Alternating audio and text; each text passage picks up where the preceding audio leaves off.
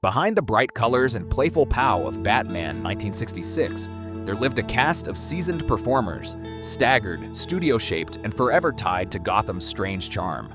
Some enjoyed long, graceful curtain calls. Others left with heartbreak far too soon. Tonight, we honor the faces behind the legend one by one. Chapter 2: Batman, Adam West. In the mid-1960s, television rarely asked its heroes to wink at the audience and still feel heroic. But Adam West, born September 19, 1928 in Walla Walla, Washington, did exactly that. At 38, he stepped into the cape and cowl and turned Batman into something unforgettable. A fearless protector with a bright moral compass, a sharp mind, and a refusal to cross the line into lethal justice. Adam West played Batman with clean confidence, like a classic leading man placed inside a comic book world. The performance mattered because it made superhero storytelling feel accessible to families, while quietly defining a tone pop culture still echoes today. After the series, he kept working steadily across film, television, and voice roles, proving he wasn't just a costume, he was a craft. Adam West passed away on June 9, 2017, at 88 following a brief battle with leukemia. Yet whenever Gotham is remembered with a smile, his Batman still stands tall, bright, brave, and timeless. Chapter 3: Alfred Pennyworth. Alan Napier. Some performances don't shout, they steady the entire room. Alan Napier, born January 7, 1903, in London, England, was 63 when he became Alfred Pennyworth in 1966, carrying the poise of old theater and the quiet authority of classic screen gentlemen. His Alfred wasn't merely a butler, he was the unseen backbone of Wayne Manor. The calm presence behind the mask, the keeper of secrets, the gentle voice of reason when Gotham grew loud. In a show filled with flamboyant villains and bright spectacle, Napier gave the series its sense of home, dignity, warmth, and a faint knowing humor that made the fantasy feel strangely real. Beyond Batman, he built a long career across film and television, one of those steady working actors who elevated every scene by simply being exact. Alan Napier passed away on August 8, 1988 at 85 due to cancer. And still his Alfred lingers like a lamp left on in an old mansion. Soft-spoken, faithful, unforgettable. Chapter 4: Commissioner Gordon. Neil Hamilton. Gotham needed a straight line in a crooked world, someone who made the bat phone feel like official business. Neil Hamilton, born September 9, 1899 in Lynn, Massachusetts, was 67 when he stepped into the role of Commissioner James Gordon in 1966, and with a single crisp look, he brought order to the show's beautiful chaos. Hamilton's Gordon wasn't flashy, and that was the point. In a series bursting with theatrical villains and punchline peril, he anchored the stakes. He played Gordon like a classic studio professional, disciplined, urgent, always trying to keep a city from tipping over the edge. Each call for Batman wasn't superstition, it was strategy. That sense of procedural rhythm helped the series feel like more than a gag. It gave the adventures a spine. Before Batman, Hamilton's career stretched across film and television, the kind of steady longevity that defined an era of working actors. He passed away on September 24, 1984, at 85 due to natural causes. Yet in every shot where Gotham's authorities look up at the signal in the sky, his Gordon is still there, faithful, determined, and quietly heroic. Chapter 5: Chief O'Hara. Stafford Rep. Every world needs a human touch, someone who brings warmth to the seriousness. Stafford Rep, born April 26, 1918 in San Francisco, California, was 48 when he became Chief O'Hara in 1966, and he played him with a kind of earnest clumsiness that made Gotham feel lived in, not just performed. Rep's O'Hara wasn't a master detective, he was a loyal presence, often a step behind the madness, trying his best to keep up with criminals who seemed to arrive from a circus of nightmares. And that's why he worked. He added contrast. Beside Batman's calm precision and Gordon's authority, O'Hara felt like the everyday cop caught in an extraordinary world. His sincerity made the humor gentler, less mocking, more affectionate. Outside Batman, Rep worked across television and film for more than 3 decades, one of those familiar faces audiences trusted without even realizing why. He passed away on October 5, 1974, at 56 due to a heart attack, and still, in Gotham's most colorful corners, his O'Hara remains a reminder that heart, sometimes bumbling, always loyal, belongs in every legend. Chapter 6: The Narrator. William Dozier. Some voices don't merely introduce a story, they become its signature. William Dozier, born February 13, 1908 in Omaha, Nebraska, was 58 when his narration helped define Batman in 1966. With perfect timing, he delivered the show's dramatic commentary like a wry master of ceremonies, half suspense, half wink. Dozier's narration mattered because it shaped the tone. The series walked a tightrope. It needed to feel exciting while still embracing its campy sparkle. His voice stitched those worlds together, giving cliffhangers a pulse, giving punchlines a theatrical flourish. It wasn't just narration, it was rhythm, a metronome that made every episode feel like a comic book come alive. Beyond the microphone, Dozier was also a respected producer and television executive, helping build the machinery that powered an era of American TV. He passed away on April 23, 1991 at 83 due to heart failure. Yet even now, the moment the screen tilts into danger and the music swells, it's easy to hear him again, guiding us back into Gotham with a smile in his voice. Chapter 7, Mrs. Cooper, Madge Blake. Not every character needs a mask to be memorable. Madge Blake, born May 31, 1899 in Klamath Falls, Oregon, was 67 when she played Mrs. Cooper, the Wayne household's warm presence in the 1966 series. She brought a gentle maternal softness, an everyday comfort inside a mansion filled with secrets. Her Mrs. Cooper often added quiet comedy, not through sharp jokes but through sincerity, like someone trying to keep the house running while extraordinary things kept happening just out of view. In a show that loved spectacle, Blake's grounded sweetness gave the world texture. It reminded viewers that behind the gadgets and capes there was still a home, still routines, still human warmth. Blake built a long career playing kindly, familiar figures. Those comforting faces classic Hollywood used to place at the edge of the frame, making a story feel safe even when it wasn't. She passed away on February 19, 1969 at 69 due to a heart attack. And in the softest corners of Batman, her presence still feels like a lamp left glowing. Small, steady, and deeply missed. Chapter 8, The Joker, Cesar Romero. Some villains terrify, others dazzle, and Cesar Romero did both with a grin that never seemed to blink. Born February 15, 1907 in New York City, Romero was 59 when he became the Joker in 1966, turning chaos into performance art. Romero's Joker mattered because he set a template, flamboyance as menace, comedy as threat. He didn't play the character like a shadow. He played him like a spotlight, loud with laughter and danger wrapped in color. In the campy universe of the show, that balance was everything. His Joker didn't need realism, he needed presence, and Romero had it. An old-school star's confidence, the kind that fills the screen even when the plot is racing at cartoon speed. With a career-spanning film, television, and stage, Romero was already a seasoned performer, and Batman became another jewel in that long Hollywood run. He passed away on January 12, 1994, at 86 due to complications from cancer. Still, every time the Joker is reimagined, you can feel Romero's influence, the reminder that a villain can be terrifying and unforgettable for it. Chapter 9, The Penguin, Burgess Meredith. There's a special kind of villain that arrives with manners and a bite. Burgess Meredith, born November 16, 1907 in Cleveland, Ohio, was 59 when he played the Penguin in 1966, crafting a criminal mastermind who felt both ridiculous and dangerous at the same time. With his top hat, monocle, and sharp little swagger, Meredith's Penguin became instantly iconic. But what made it work was the performance underneath, the precise diction, the impatient energy, the sense that this man truly believed he belonged at the top of Gotham's underworld. Meredith brought a theatrical intelligence to the role, like a stage actor enjoying every syllable, every scheme, every petty grudge. In a show built for fun, he still made the stakes feel deliciously real. Meredith's career was already distinguished across film, television, and theater, and Batman only added another unforgettable face to his gallery of characters. He passed away on September 9, 1997, at 89 due to complications from cancer. And to this day, when audiences picture the Penguin with elegance and menace in equal measure, Meredith's shadow still waddles across the screen.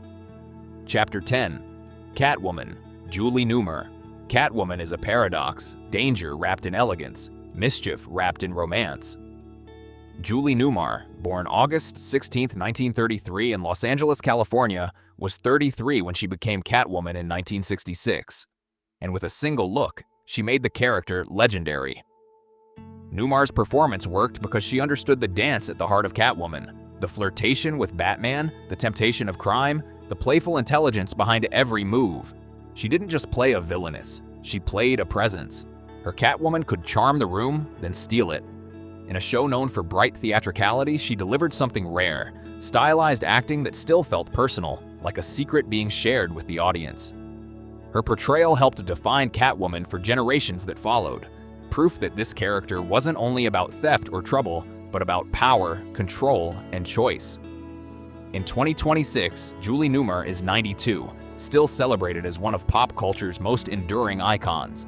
And in the history of Gotham's temptations, her Catwoman remains the standard, timeless, untouchable, unforgettable. Chapter 11. Policeman James O'Hara. Sometimes a recurring face is what makes a fantasy city feel real. James O'Hara, born September 11, 1927 in Dublin, Ireland, was 39 when he appeared as a policeman in the series. His role wasn't built for spotlight, but it served the world, reinforcing Gotham as a place with working people trying to hold the line. In a show where villains wore themed costumes and crimes unfolded like comic strips, O'Hara's presence brought texture, a uniform, a serious expression, a sense of routine. Small details that help the audience believe the city exists beyond the punchlines. That's the quiet power of supporting performers. They don't steal the scene.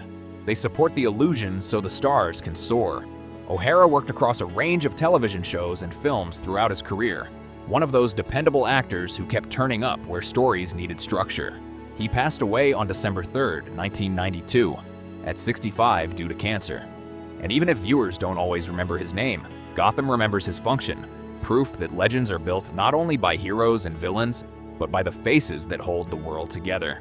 Chapter 12. Mayor Linseed. Byron Keith. Gotham's leadership often felt like it was one bad headline away from panic.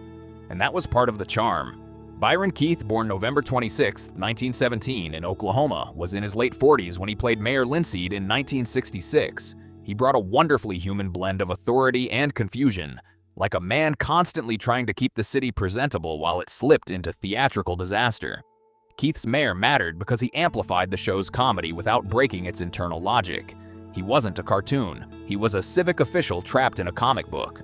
That tension, serious responsibility, absurd circumstances, made scenes with Gotham's leadership feel like a satire of real-world bureaucracy, delivered with a light touch. Keith played it clean, letting the chaos swirl around him while he tried to stand upright in the storm. Before Batman, he built a diverse career in film and television, another steady worker in the golden machinery of classic entertainment. Byron Keith passed away on January 19, 1996, at 78 due to cancer.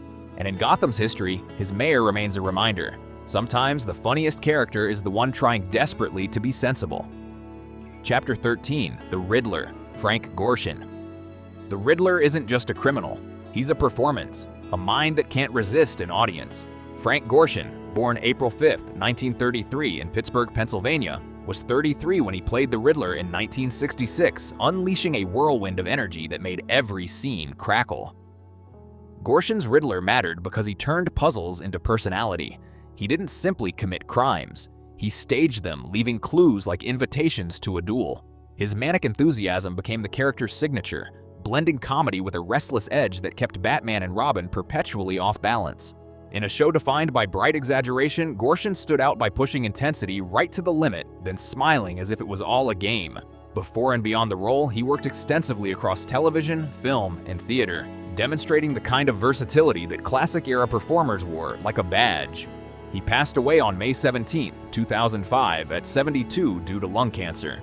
Yet the spirit of his performance still lives in every modern Riddler, proof that intellect can be a weapon and a spectacle. Chapter 14. King Tut. Victor Buono. Some villains feel invented. King Tut felt possessed. Victor Buono, born February 3, 1938 in San Diego, California, was 28 when he played King Tut in 1966, a character who begins as a professor of archaeology, then tumbles into delusion, believing himself to be an ancient pharaoh reborn. Buono made it work by committing fully. He brought a theatrical grandeur to the role, comic on the surface, strangely intense underneath. That balance is hard. Play it too lightly and it becomes forgettable. Play it too seriously and it collapses. Buono walked the line, making King Tut one of the series' most memorable creations. He didn't just wear the costume. He inhabited it, as if the past had truly crawled into Gotham and demanded a throne. Before Batman, Buono had already found success playing larger-than-life characters in film and television. He passed away on January 1st, 1982, at just 43 due to a heart attack. And there's something haunting in that, because his King Tut still feels like a performer at full power, frozen in time mid-declaration, forever ruling a kingdom of pure television imagination. Chapter 15. Warden Crichton, David Lewis. Even Gotham's prisons needed personalities, and Warden Crichton gave the system a face. David Lewis, born October 19, 1916, was 50 when he played the stern, sometimes befuddled warden in 1966. In a show built on flamboyance, Lewis offered something different. Authority with a hint of comic frustration, as if he couldn't believe these villains required this much paperwork. His performance added texture to Gotham's institutions. Not every scene could be rooftops and riddles. Someone had to represent the real world struggling to contain theatrical crime. Lewis delivered that with crisp seriousness, then allowed the absurdity to break through just enough to fit the show's tone. It's a classic supporting skill. Hold the frame steady while the madness dances. Lewis's career stretched across television and film, with work on notable series including Perry Mason, a resume that speaks to long-term reliability. He passed away on December 11, 2000 at 84 due to cancer. And if Gotham is a city of masks, his warden reminds us of something equally memorable. The weary face of authority trying to keep the chaos locked up. Chapter 16. Egghead, Vincent Price. When Vincent Price enters a scene, the air changes. Suddenly, everything feels more theatrical, more deliciously dangerous. Born May 27, 1911 in St. Louis, Missouri, Price was 55 when he played Egghead in 1966, turning an absurd concept into pure entertainment. Egghead's egg-obsessed schemes could have been a one-note joke. Price refused that. He delivered the character with elegant menace and sparkling wit, like a villain hosting a grand dinner party where the knives just happened to be sharpened. His distinctive voice, impeccable timing, and classic screen presence elevated every line, making Egghead feel like a real threat in Gotham's cartoon universe. This was Price's gift. He could make the unbelievable feel inevitable. Already a legend for his work in horror and suspense, Price used Batman to show his versatility, proof that a master performer can treat comedy with the same seriousness as terror. He passed away on October 25, 1993, at 82 due to lung cancer. And in the memory of Gotham's strangest crimes, his Egghead remains a perfect reminder. Sometimes the most ridiculous villain is the one played with the most dignity. Chapter 17. Olga, Anne Baxter. Some guest villains arrive like a gust of perfume, elegant, sharp, and unmistakably dangerous. Anne Baxter, born May 7, 1923, in Michigan City, Indiana, was 43 when she played Olga in 1967, bringing classic Hollywood sophistication into Gotham's playful world. Baxter's screen presence did something crucial. It reminded audiences that Batman wasn't only camp. It was also a stage, where serious talent could have fun. Her Olga was poised and calculating, a criminal mastermind who didn't need volume to feel threatening. She carried herself like someone who had walked through bigger stories before, because she had. Baxter's career included landmark films like All About Eve and The Ten Commandments, and that pedigree showed in every controlled gesture. In the world of Batman, Olga stands out because Baxter played her as a real person inside the fantasy, a woman with intelligence, ambition, and a steady gaze that didn't blink. Anne Baxter passed away on December 12, 1985, at 62 due to a stroke. Yet her appearance remains a small but shining bridge between classic cinema and pop television, proof that true movie star gravity can tilt even Gotham's brightest scenes. Chapter 18. Chilblains, Al Wyatt Sr. Not every role is large, but the right face can still become part of a show's fabric. Al Wyatt Sr., born May 7, 1917 in Mayfield, Kentucky, was 49 when he appeared as Chilblains, a member of King Tut's crew.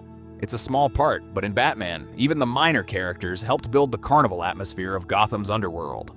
Wyatt's Chilblains worked as texture, another unmistakable piece of the villain ecosystem. These henchmen weren't just background bodies. They were punctuation marks in the show's style, adding comic relief, movement, and a sense that every villain had a court behind them. Wyatt played his moment cleanly, helping the scene land the way it was designed to land. Fast, colorful, and memorable. Like many character actors of the era, Wyatt appeared across numerous television series, moving from show to show as a familiar professional presence. He passed away on August 13, 1992, at 75 due to natural causes. And while Chilblains may not headline the legend, he represents something essential. How classic television was built brick by working actors who made even the smallest corners of Gotham feel alive. Chapter 19. Marcia, Carolyn Jones. Some villains don't just steal jewels, they steal the spotlight. Carolyn Jones, born April 28, 1930 in Amarillo, Texas, was 36 when she played Marcia, Queen of Diamonds, a glamorous jewel thief who used charm as a weapon and elegance as camouflage. Jones brought a sleek polish to Gotham's rogues gallery. Her Marcia fit the show's playful tone, but she also carried a real sense of screen sophistication, like someone who could step out of a classic drama and still dominate a comic book caper. That's why she stands out. The performance wasn't just about villainy, it was about style, the way she held a scene, and the way she weaponized beauty without losing control. Those details gave Marcia a lasting imprint, even among bigger names. Jones was already beloved for her work on The Addams Family and other television roles, a performer whose presence audiences instantly recognized. She passed away on August 3, 1983, at 53 due to cancer. And in the glittering memory of Gotham's most elegant crimes, her Queen of Diamonds still shines, proof that sometimes a guest appearance can feel like a crown. Chapter 20. Robin, Burt Ward. Every classic duo needs a spark, someone who turns danger into momentum. Burt Ward, born July 6, 1945 in Los Angeles, California, was only 21 when he became Robin the Boy Wonder. His Robin wasn't just a sidekick, he was the show's rush of adrenaline, wide-eyed courage, quick thinking, and those iconic exclamations that made each cliffhanger feel like a carnival ride. Holy smokes, Batman! Ward's performance helped define superhero partnership for a generation. Loyalty as a superpower, optimism as armor. In a series built on bold color and playful chaos, he brought sincerity, never mocking the material, always grounding the fun with genuine heart. That's why his Robin still feels like someone you'd trust in the dark, because he believed in the mission and in the man beside him. In 2026, Burt Ward is 80, turning 81 later that year. Still celebrated by fans, still tied to the enduring legend of the dynamic duo. Chapter 21. Batgirl. Yvonne Craig. When Batgirl arrived, Batman didn't just gain a new hero, it gained a new kind of energy. Yvonne Craig, born May 16, 1937 in Taylorville, Illinois, was 30 when she first appeared as Barbara Gordon in 1967. She played Batgirl as fearless, capable, and sharply intelligent. Never decoration, always momentum. Craig's Batgirl mattered culturally. In a pop landscape that too often sidelined women in action stories, she showed young viewers a hero who could keep up, keep calm, and take control. She wasn't simply the girl version of Batman, she was her own force, bringing speed, confidence, and a bright moral center that matched Gotham's best. The performance added balance to the trio dynamic and expanded what audiences imagined a superhero show could be. After Batman, Craig continued working in television and film, carrying the legacy of a character who meant more than screen time. She passed away on August 17, 2015, at 78 due to complications from cancer. Yet whenever Batgirl's symbol shines in any era, Craig's original spirit remains there, brave, bright, and years ahead of her time. These performers gave Batman its heartbeat, its bravery, its comedy, its style. Some enjoyed long lives. Others left far too soon, but the work remains locked in celluloid, preserved in laughter, and carried forward by every fan who still looks up at that signal in the sky. If you felt the nostalgia tonight, stay with us. There are always more legends to remember.